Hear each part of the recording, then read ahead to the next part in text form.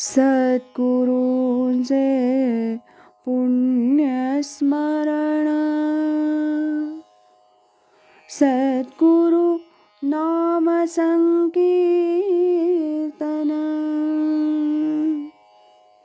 सद्गुरु गुणानुवाद गान, श्रवण मनन सद्गुरूंचे, श्रवण मनन सद्गुरूंचे.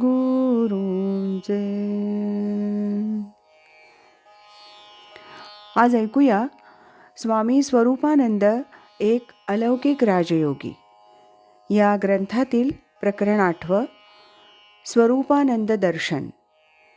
यामध्ये श्रीराम महादेव भट यांनी लिहिलेली आठवण, रामचंद्र स्वामी माझा.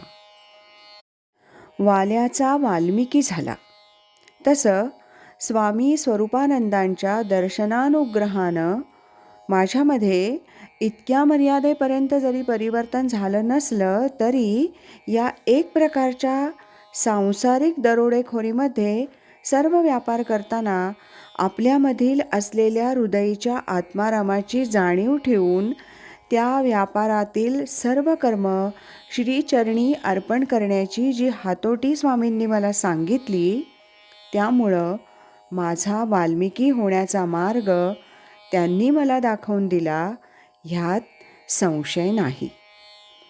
तसा मी स्वामींच्या सहवासात फारसा राहिलेलो नाही, परंतु त्यांच्या प्रथम दर्शनानंच मी इतका भारावून गेलो की मला मनोमनी खात्री पटली की हेच माझे सद्गुरू आणि सुख सर्वस्व निधान.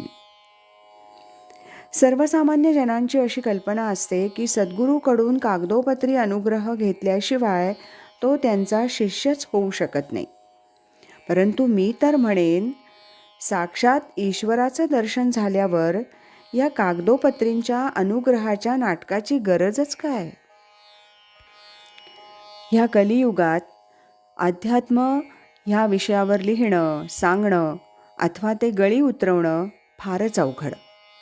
त्यात अध्यात्मात नाना पंथ, मतं आणि मार्ग, अशामुळं सामान्य मनुष्य गांगरून जातो.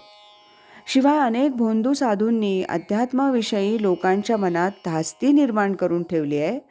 अशा काळात स्वामी स्वरूपानंदांसारखा हिरा मला गवसला. हा लेख लिहिताना सुद्धा वाटतं की कोणीतरी ह्याला अतिशयोक्तपणाचा डाग लावेल. म्हणून वाटतं की कशाला लेख लिहिण्याच्या फंदात पडावं, अंतर्मुख होऊन मनोमनी आपल्या श्रीरामाला भजावं आणि गप्प बसावं. पण नाही, आज मी लिहिणार, लोकांच्या भाषेत भकणार, इतक्या दिवसांचे मनातले विचार शब्दी उतरवणार. मला माझ्या वडिलांनी स्वामीजींकडं नेलं. जाताना माझ्या मनात विचार आला की वडिलांनी एखादी गोष्ट केली की ती मुलानं केलीच पाहिजे, अशातला काही भाग नाही.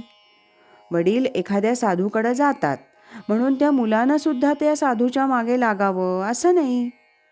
पण खरं सांगू का, मी जाम चुकलो, महत् पाप केलं मी ह्या विचारानं. पावसला गेल्यावर असं वाटलं की ह्या क्षणासाठी हा जन्म आपण घेतला. कुठला क्षण? तर माझ्या सख्या श्रीरामाच्या दर्शनाचा क्षण. आता ह्या जन्मामध्ये काही करणं नाही, म्हणजे अध्यात्मातील काही करणं नाही. सदैव पावसच्या प्रभू रामचंद्रांच्या चिंतनात राहावयाचं, हेच माझं अध्यात्म. स्वामींनी मला माझ्या जीवनाचं सार म्हणून ज्ञानेश्वरीतील एक ओवी पत्रोत्तरी कळवली होती. ती अशी: ते क्रियाजात आघवे, जे जैसे निपजेल स्वभावे, ते भावना करोनी करावे, माझिया मोहरा. ही ओवी आचरणात आणणं तशी माझ्या आवाक्याबाहेरची आहे, परंतु माझिया मोहरा या शब्दामुळं मला त्या ओवीचा भावार्थ कळला. सद्गुरू चिंतन हाच ह्या ओवीचा गाभा असं मी तरी समजतो. आणखी ह्या ओवीवर मी खूप विचार केला. त्यातल्या क्रियाजात या शब्दात माझ्यातील वाल्या दडलाय. कारण ज्यावेळी आपण कर्म करतो त्यावेळी ते चांगलं असतंच असं नाही. एखादं वाईट कर्म आपल्याला करणं भाग पडतं. उदाहरणार्थ, हसू नका हं, पण सांगतो, ऑफिसात थापा मारणं, बायकोला थापा मारणं, ह्या आणि तत्सम थापा, ही सर्व कर्म त्यांच्या परिणामांची पर्वा न करता ती आपण ईश्वराप्रित्यर्थ करतोय अशी भावना मनी बाळगायची. म्हणजे चक्क ईश्वरार्पणच करायची. आपल्याला वाटतं काय सोपा मार्ग सांगितलाय, परंतु अर्पण करण्याची जी क्रिया आहे ती फार अवघड आहे. साधा विचार करा, मला 2.5 लाख रुपयांचं तिकीट लागलं आणि कोणी मला म्हणालं की ह्यातले निम्मे पैसे स्वामींच्या समाधी मंदिराला दे.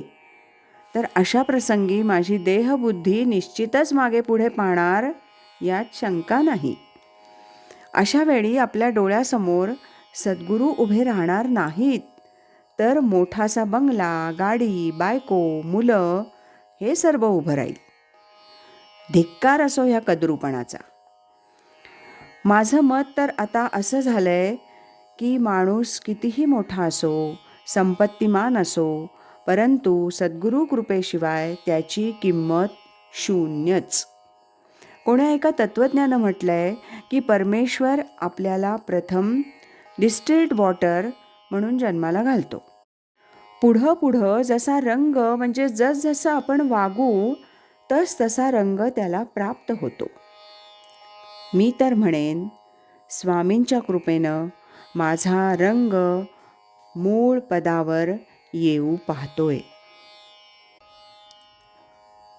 श्रीराम महादेव भट यांनी लिहिलेल्या आठवणीचं वाचन आपण ऐकलंत. उद्याच्या भागात आपण नास तथा नाना करंदीकर यांनी लिहिलेल्या आठवणीचं वाचन ऐकणार आहोत. श्रीमत सच्चिदानंद सद्गुरू श्री स्वामी स्वरूपानंद महाराज की जय. हरि ओम तत्सत.